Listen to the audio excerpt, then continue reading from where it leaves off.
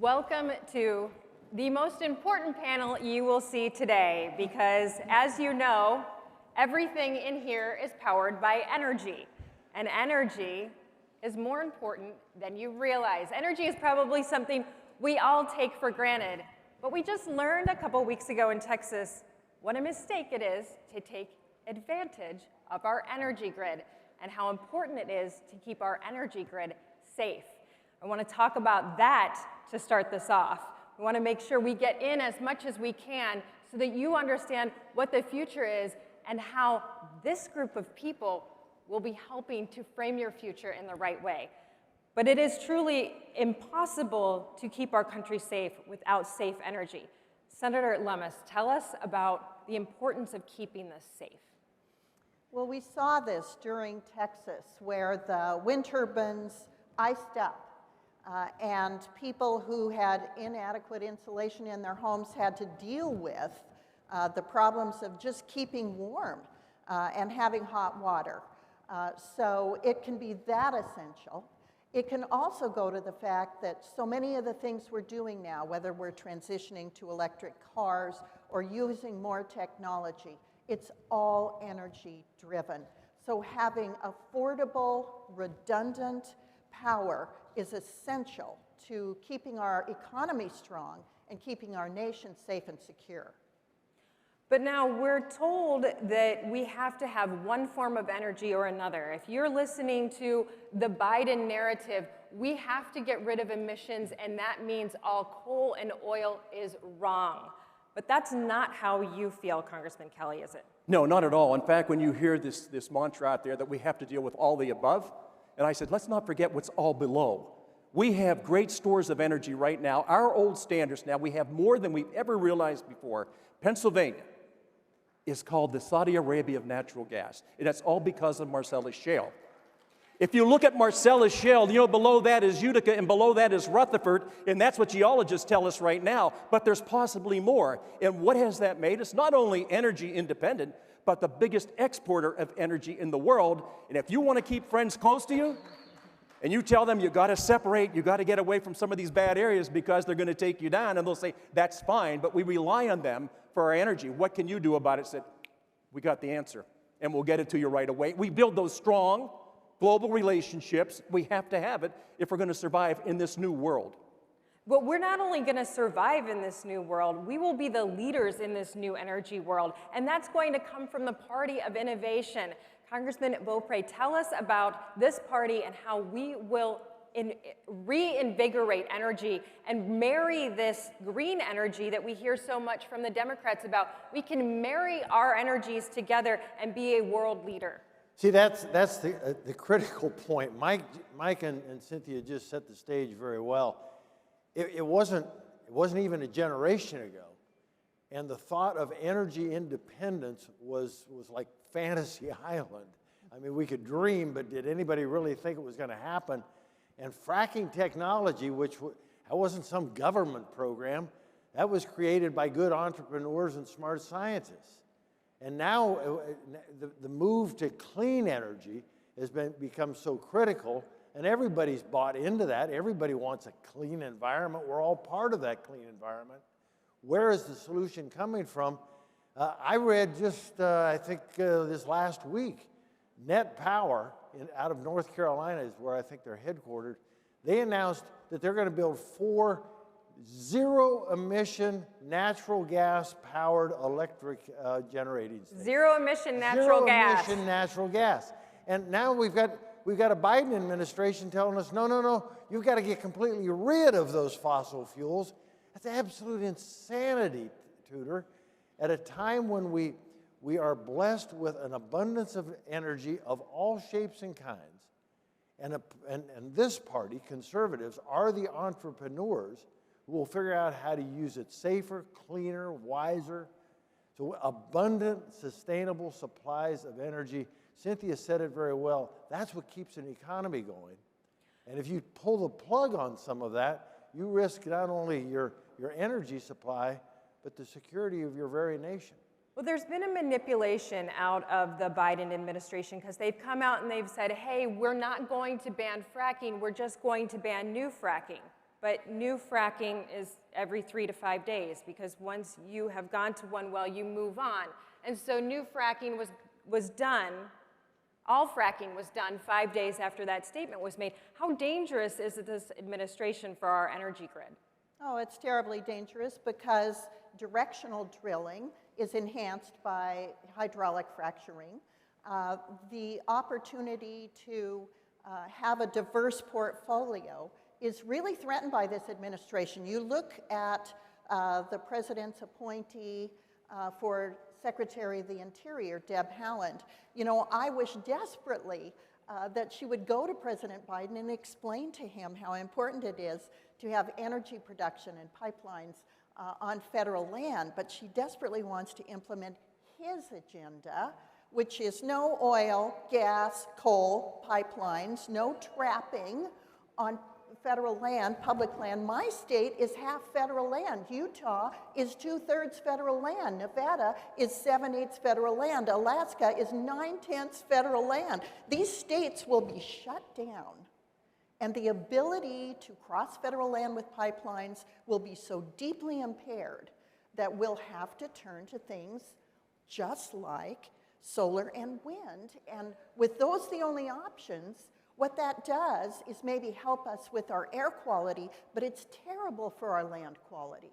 The pads to make these industrial scale wind farms takes our fragile topsoil and scrapes it off. So there's a much more environmental impact from wind energy than there is from oil and gas on the surface of the land. So we're only looking at one factor. We're looking at the air and the climate, and we're not looking at what we're doing that has other detrimental environmental impacts. We have to look at the whole picture, and that's where hydraulic fracturing and directional drilling is such an important thing. It has made, like Bob Beauprez said, our energy independence and our ability to export so strong. And wind and solar, as great as they may be, they are not reliable. You need that constant, reliable source of coal and natural gas that has to be there. But that's not there if you have wind and solar, which is what we saw in Texas. But we also know from our northern states that if you have solar power, when those solar panels get covered in snow, they are not effective. And there's no, I mean, that sounds silly, but this is something that we deal with every day up north. We have snow all the time, and we don't have the reliability of solar panels. That's not to say that solar panels don't have a place. They can be married into this grid, but the grid has to be controlled by what is sustainable, what will keep us going. It's not just, though, that there is a danger of us not continuing, our energy stopping. There's also a concern about the finances of our people, because when we lose jobs, when we lose energy jobs, we have all kinds of things that hurt. Even our school systems are hurting from this. Can you explain this a little bit more? Well, I think people sometimes become confused between the government picking up the tab on things and the American people paying for it, because as we know, every single penny that runs our government and all these wonderful programs we have are driven by taxes. And when we look at the loss of revenue and look at this and say, okay, so how are we going to do this? So we turn away from our old standards. We turn away from our basic employment level. How are we going to replace those? 62% of what we generate in power today comes from the old standards that we've always had. How do you replace that? Listen, I have friends that think the greatest thing in the world are these windmills, that they think solar, oh, we got to go with solar. I said, how are you going to replace what you're going to take out? And the idea somehow that we're just going to eliminate fracking on federal lands, that's not the answer. That's just fulfilling a promise that the President Biden made when he was running for office. But when it really comes down to what happens, then he took back, and then he made again. Yeah, but you can't. It's a back and forth that takes place, and I just think that we know what works. We know what we rely on. And when you talk about technology, clean coal technology, people think we're burning big chunks of coal. It's powder. It's powder. We can control it. It's clean. And the idea that somehow it's not is just a foolish statement to make. But they rely on people not knowing what they don't know and putting a narrative out there. I will just tell you, where I'm from in Pennsylvania, it is incredible, the stores of energy we have right below the surface. It is going to be available for us for centuries not decades, centuries. Why would we turn away from that type of an asset to follow a dream team? It just doesn't make sense. But if we do turn away from that kind of an asset,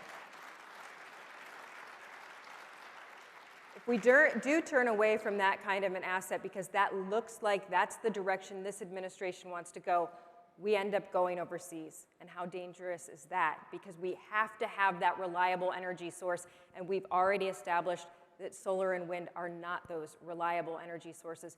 How dangerous is that? Well, it's not only dangerous, Tudor, it's stupid. Well, it is. It's just flat stupid. Here we sit, as Mike just laid out, Cynthia's done the same thing. We are sitting on an abundant supply of energy that God has blessed this nation with. Now we have the technology to harvest that energy, safer, cleaner than humankind has ever been able to do in our existence. And by default, we want to put all that wonderful asset aside, that blessing aside, and say, well, we'll go down this other path and hope it all works out. I've got a wind turbine on my ranch back in Colorado. It works great. I'm happy to have it. But I always make sure I've got propane in the tank, too. Yeah. Because sometimes the wind doesn't blow. And that's what happened in Texas. We don't have to look very far. I'm afraid my state of Colorado, on this quest to be 100% renewable, some want to do it as quick as the end of this decade, by 2030. And we're going to wind up someday exactly where Texas found themselves. And not that you don't have energy most days, but on those critical days that you need it, you don't have what they call capacity energy. You don't have storage. You don't have food in your pantry when it really gets dire and you need it. It's just stupid economic planning to say we're not going to use the abundance that we've been given and the ability to harvest that abundance. You can't assume that energy will always be there, and if this administration has their way, your energy costs are going to go way up. Now, Senator Lummis, I want to talk about nuclear. Some people say this is the cleanest energy out there, but there's a lot of fear around nuclear, so let's talk about that a little bit. Well, it's zero emission. It can be done safely, especially when we do it with small distributive nuclear. So rather than have very large nuclear plants along rivers and oceans, the technology exists to have smaller nuclear that is away from large waterways and can fuel a city and power a city and do it on an individual distributive basis. And we have the uranium in the United States to do it. We have the ability to convert it and use it for fuel. And so this is an important component that is zero emissions that the Biden administration has not embraced. I hope they'll look at it again. I hope so too. I want to talk now about the increased cost of gas because we see gas going up. We're going to see gasoline prices going up, but we're going to see energy costs going up. Who does it hurt the most when energy costs go up? Because it's not the upper class, and generally, it's not really the middle class. But we know that our lowest class people are people that have the least amount of money. They all have to pay their energy costs. And our administration that's in right now doesn't seem to be thinking about the financial impact on our people that are hurting the most in the midst of a pandemic. So tell us, what exactly will be the impact if we go this route? You know, the people that always get hurt are low-income people. And this idea that somehow this is going to be an advantage for them as we go forward is absolutely ridiculous. The district that I come from, the average annual is about $70,000, right? So we have a lot of people, that's the average. There's a lot of people working in the 40s, 50s. That's where they're trying to raise a family on, right? Put a roof over their head, prepare for the future. We are going to put a heavier burden on them because these people don't walk out their front door, go down the sidewalk a couple blocks, and go to their job. Some of them drive 30, 40 miles one way to go to their job. How do you get there? Well, there's not public transportation that's available to everybody everywhere, and especially if you live in the rural areas, this is absolutely insane. So the people who bear the heaviest burden, who are going to have to absorb all these costs, are the ones we're telling, don't worry, this is going to work out in the long run. Of course, the left's idea is always that you penalize people by adding taxes and regulations, and you reward a far left agenda that says this is the way we have to go into the future. My only question is, have you ever actually sat down with people who are going through these great tough times? Have you ever actually heard what they have to say? Have you ever actually walked that walk with them? Have you gone into their factories? Have you gone into their minds? Have you seen what they have to do to put bread on the table for their families and then turn around and tell them, in the long run, this is going to be good for you? Yeah. And they're saying, yeah, but in the meantime, I'm trying to raise my children. Yeah. I'm trying to get them ready for a future, and you're making it harder for me to get there. I always thought being able to get from point A to point B the most economical way is probably a great advantage for us in America, because so many of us live far from our jobs, right? You want to live in the suburbs, you want to live in the country, and you're going to go to work wherever the work is. Why would we penalize the hardest working Americans with this foolish agenda and tell them that somehow this is going to work out in the future for them? They work. I will tell you, listen, some of you know I was an automobile dealer. I would sit down with people across the table, right? And we would be working on a car, when you want to purchase a car and not purchase a car. They always talk about one thing: how much a month? How much down, how much a month? Mm-hmm. The man, the husband, would turn to his wife, and she would pull out one of these spiral tablets, and he'd say, honey, can we actually go another $7 or $8 a month on a payment? Now, other people laugh at me and say, oh, come on, Kelly, the $7 or $8 a month, that's nothing. I said, maybe to you, but not to these people. She would pull out that spiral tablet, and she goes, you know what? We can do about $3 more per month on a car or truck payment. We can't go any higher than that. So our job was always to marry the product with what the needs were on something that made sense to them on a monthly budget. We were turning away from the people that need us the most are the people we're turning away from. I am so tired of addressing this dream team that has no idea what it's like to work 40 hours a week as a minimum. Yeah, as a minimum. That's right. Our people are working harder than ever, and some of them aren't even allowed to go back to work. So I'm asking people, if you haven't been there, please don't tell them how they're supposed to live. Yep. They disconnected from us a long time ago. That's why you hear so many people saying that the Democrat Party left them. Listen, I'm Irish Catholic, right? If you were ever to go to a Thanksgiving dinner or after Mass, would go over to my grandmother Kelly's. Now, they had two pictures in the dining room, one of the Lord and the other of FDR, and they constantly got mixed up which one was really God. They were Irish Catholic, and they believed. They were so blue-collar, that was Navy blue-collar. My dad was the first Kelly to ever wear a white shirt to work. He was a parts picker in a Chevrolet warehouse before the war, came back from the war, and got to actually go on the road for Chevrolet selling parts. And when you talk to the blue-collar people, we are the party of the blue-collar worker. That's right. We are the only hope they have.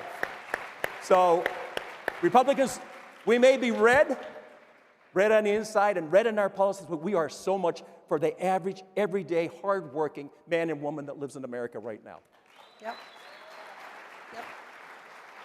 Absolutely, but there are also ways, when you hear us talking about the costs of energy rising, don't believe that that means that if you go toward cleaner sources that our energy costs have to be higher, because there are innovators, as you've talked about, that know how to marry our energies together and still keep our costs low for the American people. Let's talk about that a little bit. Well, when you take choices out of an economy, whatever they might be, I mean, if they're cars, if they're cattle, like I dealt in for a lot of my life, Buffalo, which I do now. If you limit the choice of the buying public to one kind, one source, it's going to drive prices up because you eliminated competition out of the marketplace. Mm-hmm. That's the beauty of a free market economy, which Joe Biden and Kamala Harris seem to have a real problem with. And I think the biggest problem they have is they've never been there and done that.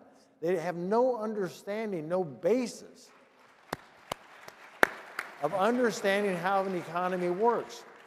Look, I've put it this way before, and I think it's a fairly simple choice. Do you trust in people, the goodness, the genius, the creativity of people, or do you trust in government? And you know, those of us in this room, I think the answer is probably pretty obvious. We trust in the genius of especially American people and American entrepreneurship. When the challenge showed up, what, a generation or thereabouts ago, that we wanted to clean up our environment, we needed cleaner energy, the marketplace took care of that. I just mentioned zero emissions natural gas, fossil fuel power plant. Now, who would have thought that was possible? It's possible. Our clean coal technology today is absolutely remarkable. We can use nuclear safely and as clean as possible. Unleash the genius of the American people, the American entrepreneurs and scientists, and then let the American public, oops, almost, let the American public figure out what choice is best for them. Economies expand, jobs are created, opportunity is seized when you begin with clean, affordable, sustainable supplies of energy. And everything the Biden administration is doing right now is in absolute opposition to accomplishing that goal. Absolutely. I will tell you, before I came into this political world, I spent my life in a steel foundry, working hard right next to all the people that were melting steel, grinding steel, heat treating steel. And I saw the transformation in that industry, the transformation of making steel in a clean way, making sure that our factories are the cleanest factories in the world.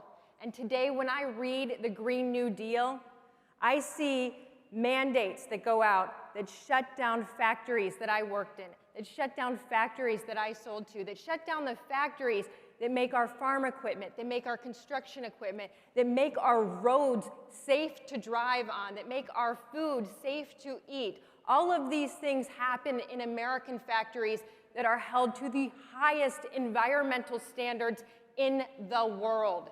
If the Green New Deal goes through, all of our factories go to China, and there are no regulations in China. There is nothing close to what we do here in the United States. And if our factories go to China, what is the point of the Green New Deal? Yeah. There is no point to the Green New Deal. The United States will lead the world in clean energy, in clean manufacturing, in a clean environment. The United States will be the leaders, and these people will be helping us get there. Thank you so much. Thank you, too.